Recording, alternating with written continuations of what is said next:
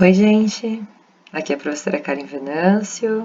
Essa é uma aula para a disciplina de Psicologia e Saúde para o terceiro semestre do curso de graduação em Psicologia da Unifatesc. Bom, como vocês estão, gente? Vocês estão bem? Espero que sim. A professora também já está com muita saudade de vocês. Espero vê-los em breve. Bom, como a gente havia combinado, hoje, na aula do dia 31/3, nós vamos trabalhar ainda com o capítulo 18 do livro Tratado de Saúde Coletiva. Nós trabalhamos esse texto na aula passada, na aula do dia 26, mas vamos trabalhar aí a segunda parte dele, vamos continuar trabalhando com ele na aula de hoje, do dia 31 de março, certo? O título do nosso texto é Saúde Mental e Saúde Coletiva, e ele foi escrito pelo Antônio Lancetti e pelo Paulo Amarante. Bom, retomando aí de forma muito breve o que foi falado na aula passada. O último assunto que nós vimos sobre o capítulo na aula passada foi sobre o surgimento dos hospitais psiquiátricos, lá no início da psiquiatria. Vimos que essas instituições, elas foram criadas para concentrar as ações em saúde mental e para que fosse um local que as pessoas, na época diagnosticadas com algum transtorno mental, fossem encaminhadas. Contudo, com o passar do tempo, essas instituições sofreram também diversas críticas, diversas denúncias de maus tratos e de violências. Esse foi o último assunto que nós trabalhamos na aula passada. Bom, prosseguindo então. Os autores vão nos dizer que ao longo aí da história existiram mudanças muito significativas na compreensão sobre saúde mental, o que é saúde mental, e o papel aí dos hospitais psiquiátricos.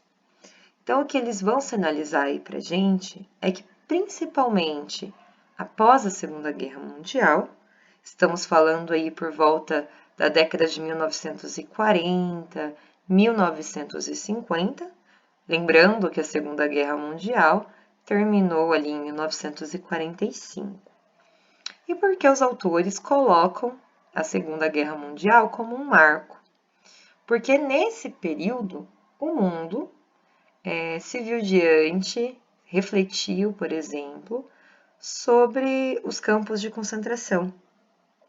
E muitos desses hospitais psiquiátricos na época se assemelhavam a esses campos de concentração, se assemelhavam a esses locais em que existiam diversas violências, diversos maus tratos.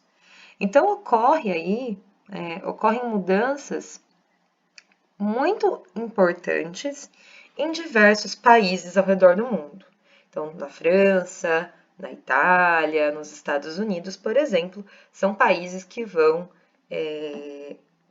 realizar mudanças aí na forma como esses hospitais psiquiátricos realizavam seus atendimentos.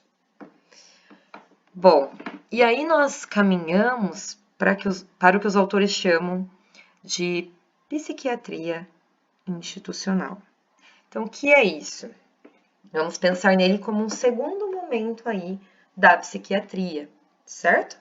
Nesse momento, ocorrem aí diversas mudanças, pautadas nessas críticas de como esses hospitais psiquiátricos atendiam essas pessoas, tá?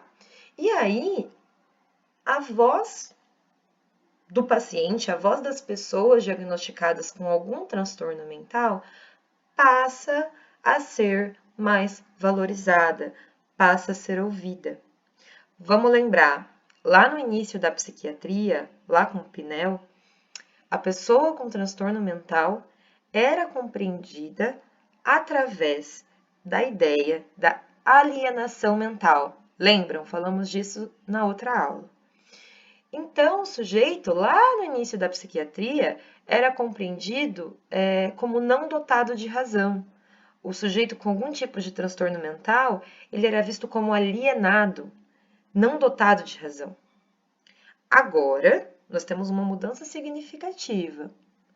Nesse segundo momento da psiquiatria, o sujeito com transtorno mental passa a ser visto como ativo em seu tratamento. Ele passa a ser visto como uma pessoa com potencial para participar e contribuir com o seu tratamento.